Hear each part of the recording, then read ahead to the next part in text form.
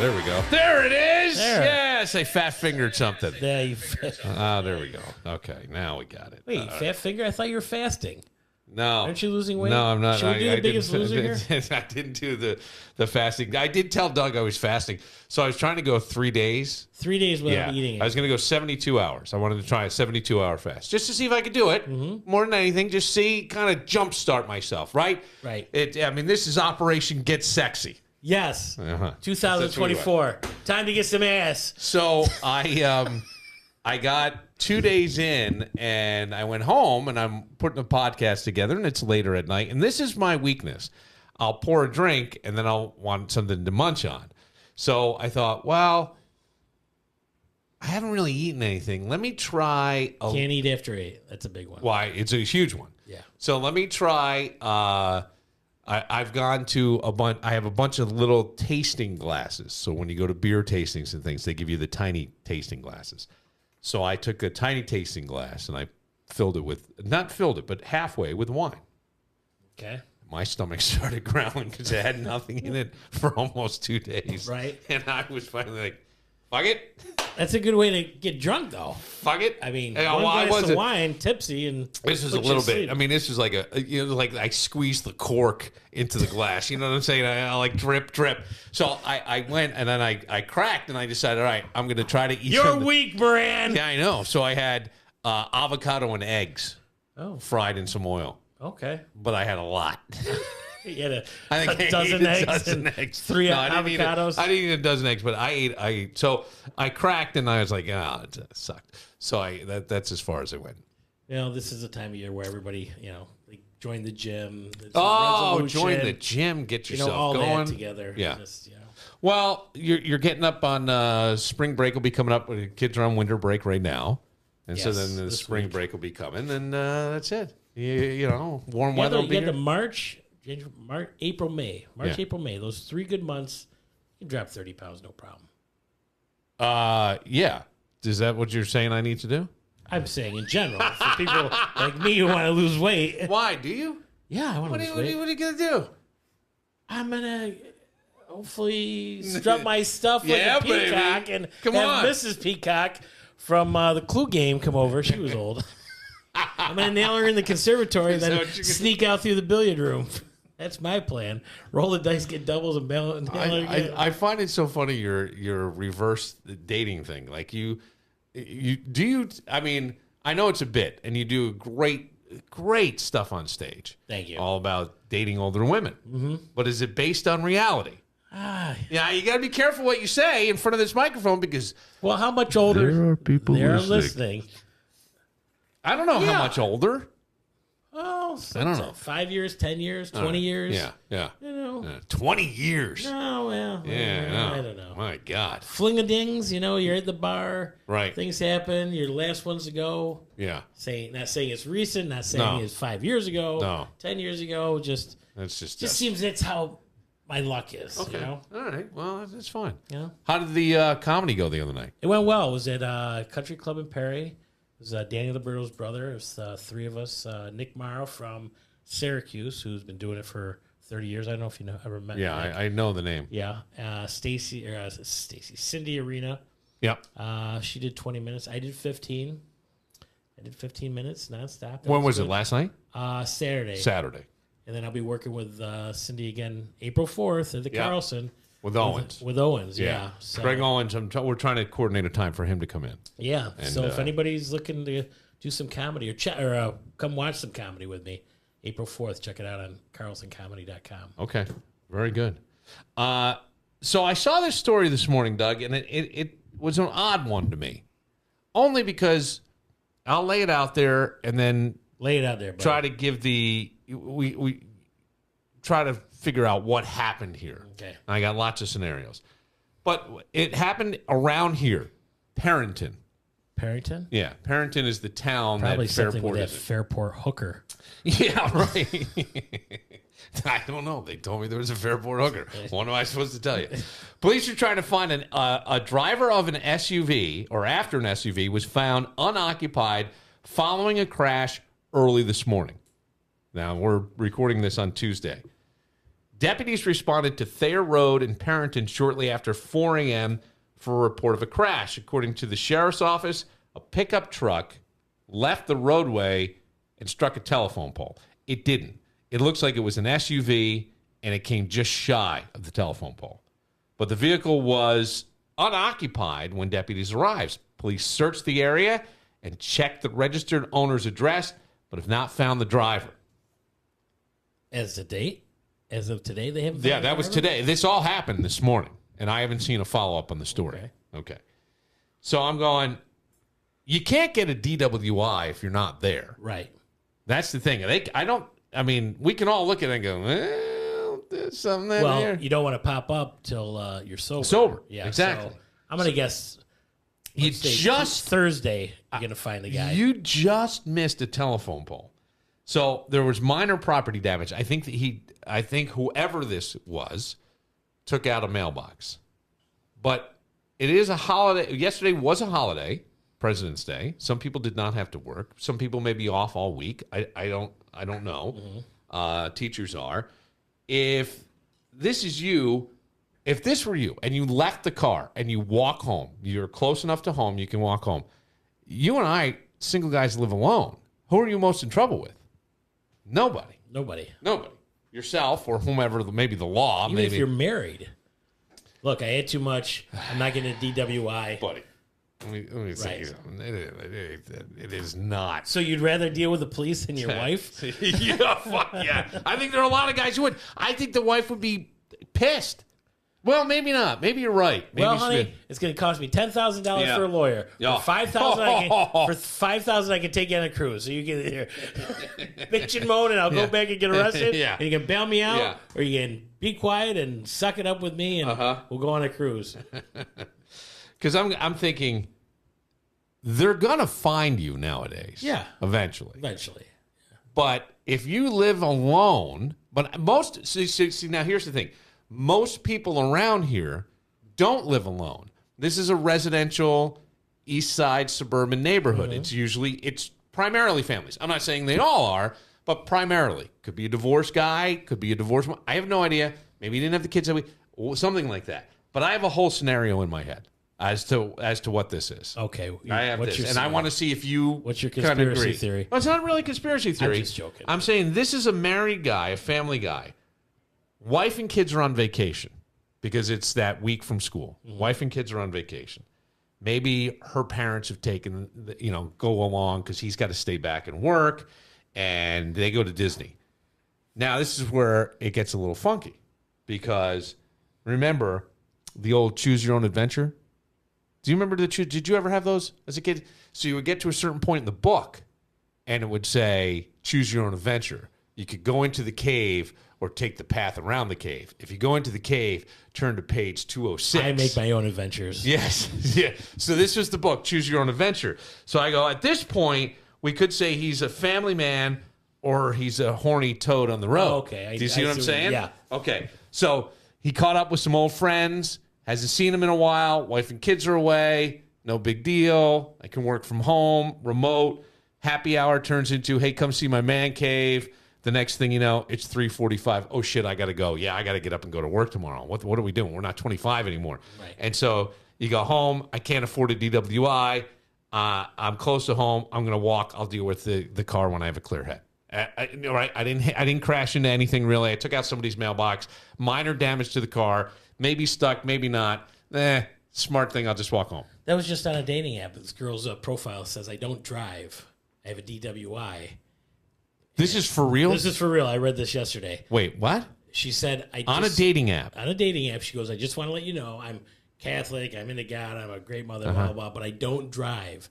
I had a DWI a couple years ago because apparently I'm close to home and can make it. Doesn't always work. Oh, right. Yeah.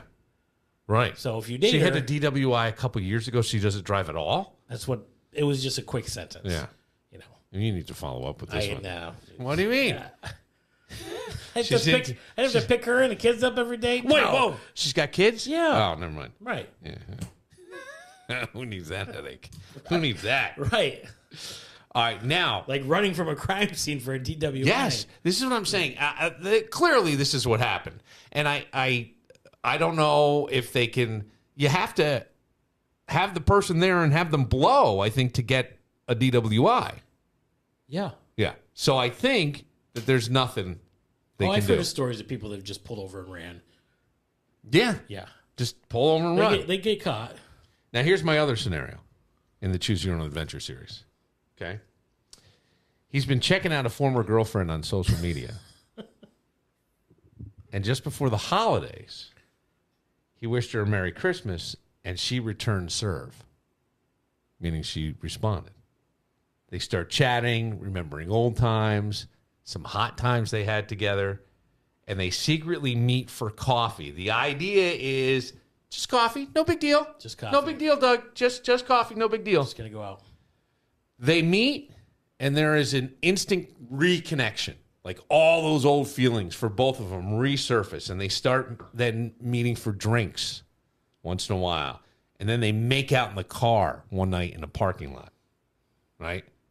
And she says, my husband's moved out.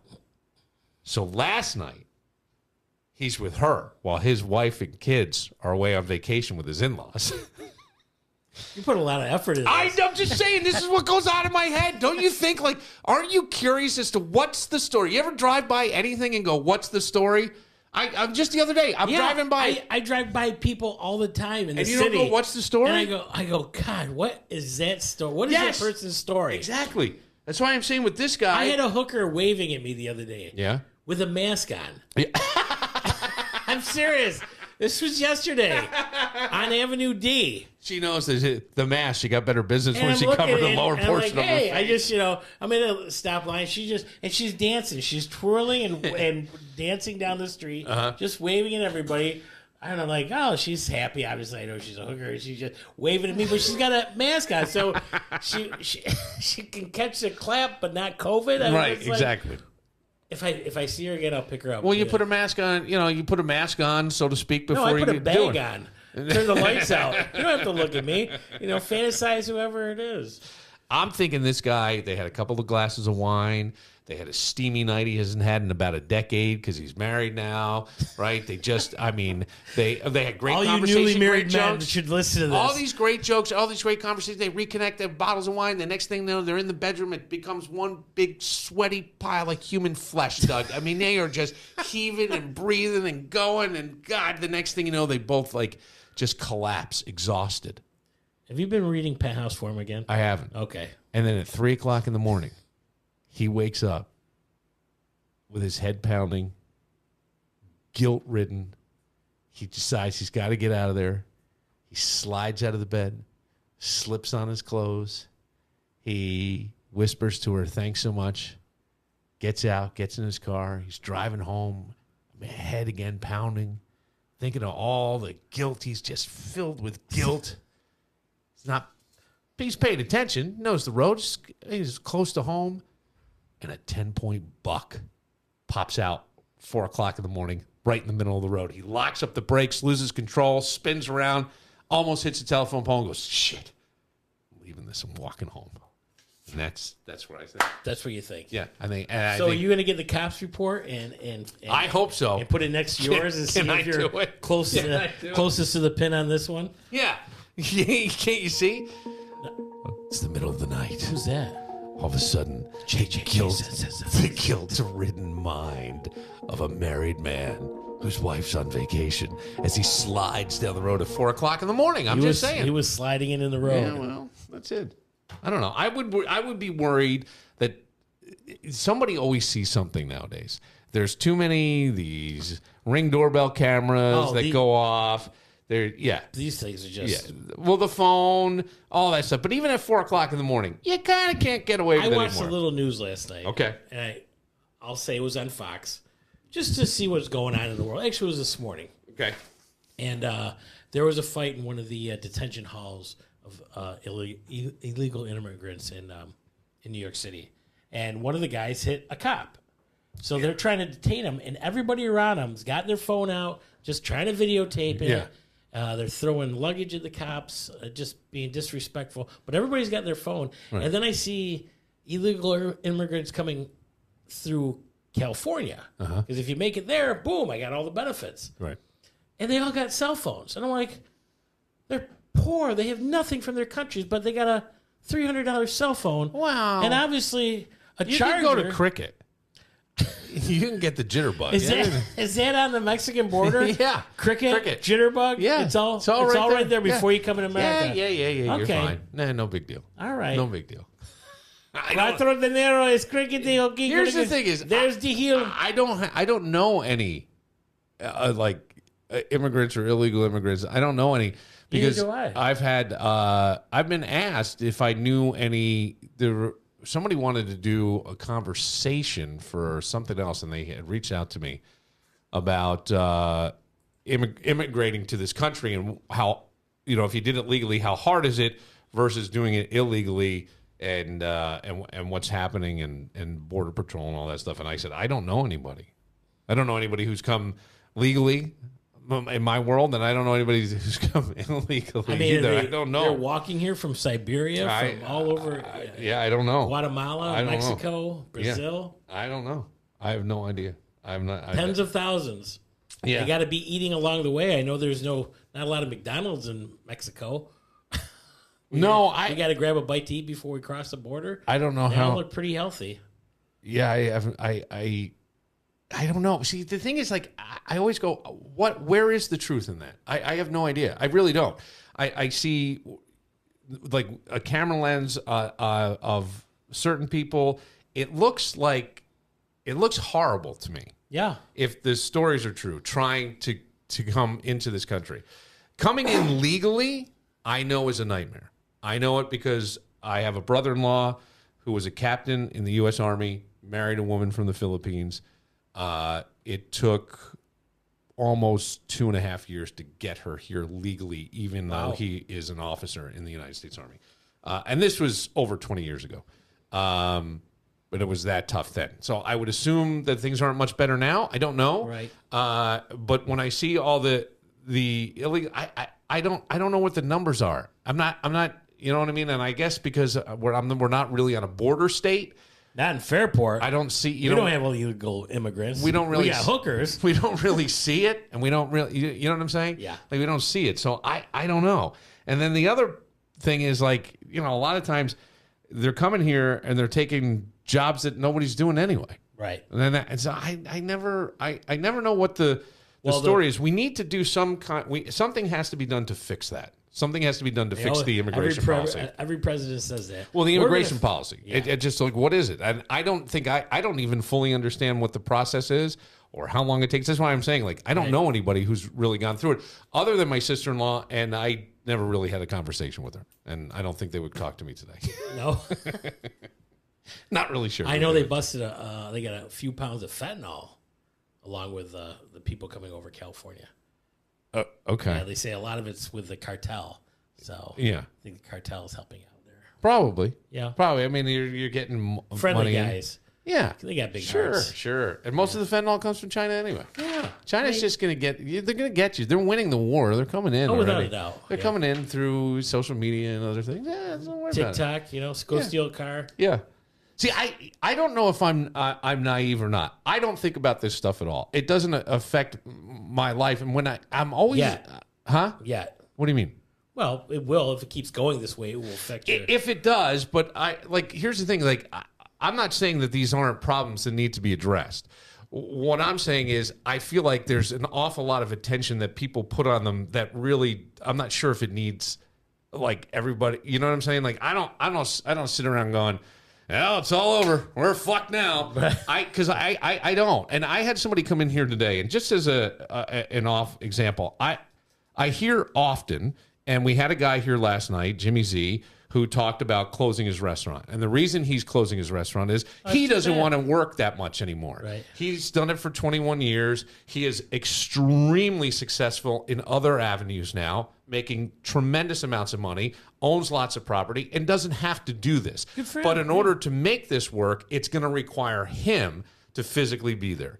He doesn't want to, and he can't. They have a good core of people, but to really make money, you got to be open 7 days a week. They're open 5, and he can't find the people to work and do the job. I hear that an awful lot. Yeah, people don't want to work. People don't want to work. Okay. I don't know how they're paying their bills. I can only tell you Right. And I hear it. Maybe you've heard it. Oh, yeah. Okay. So I have sons that are of that age. I have a 21-year-old son and a 23-year-old son.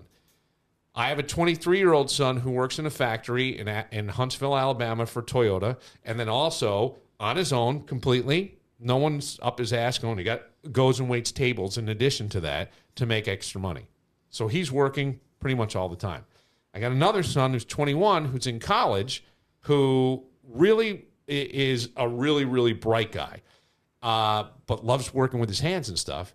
And is a big muscular kid and loves working for McCarthy's Tents and will work as much as he possibly can. So I'm going, is this stuff overblown that we're saying? Because in the world I live in and the people I know and the people I interact with and the parents I know of kids, I don't know any kids who aren't willing to work. Right. I don't know them. So do you understand what I'm saying? Yes. The same thing so I always go with this stuff. Is it overblown or are people just fixating on something and going, we got to fix, but not really knowing what the true problem is or is not? Do you know what I'm saying? Yeah, I understand what you're saying. And that's where I go, I don't. I think you're lucky to have that circle. The circles I hear. No, I hear it too, right. But when I talk to people, I don't see it.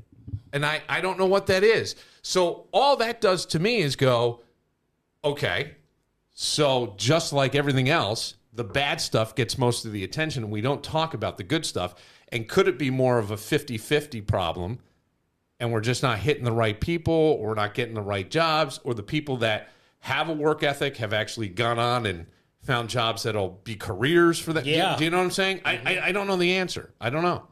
But I always wonder if is it really as bad? I think this in life, no matter how good somebody tells me it is, it's probably not that good. And no matter how bad somebody tells me it is, probably not that bad. It's probably somewhere in the middle. Somewhere in the middle. And that's where that's just kind of how I always think with it. I don't know. I don't know what the border problem, the fentanyl problem. It's huge. Yes, huge. That's bad. Yes, grain of salt. It's huge. Kill you. Yes, and all the drugs that everybody found fun and did for a while. There's not a chance. No. What do you mean? What do you mean? Not a chance. What are you talking about? The camera's on. You're waving. You're giving the parade wave I can tell out the window. No, not parade waves. Doug's on a float. Yeah, I'm on a float.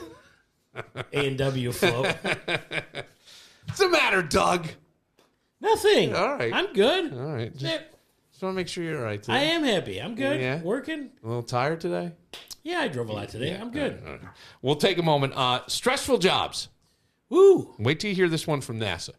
And I just don't think people can keep secrets. So we'll see. But does they have a list of the top stressful jobs? These are not stress. This isn't. I think we think of stressful jobs. And we can come up with ones off the top of our head. I'll take a look during the break. I'll give you one that here would be, I think, would be a stressful job. And then what do you do if your stressful job is to hold some really big information? Like, it would be a stressful job if you're a doctor and you have to tell somebody they have cancer. That's a stressful job. Usually you start to, that's why a lot of these guys are probably very cold and matter of fact, because they don't want to get the emotions on it. It just would wear you down after a while. Yeah. Right. This is a different one. And then whether or not you say anything about this, or do you keep your mouth shut? From NASA. Yes. All right. We will get to that next. But first. In Uranus? Do you know that the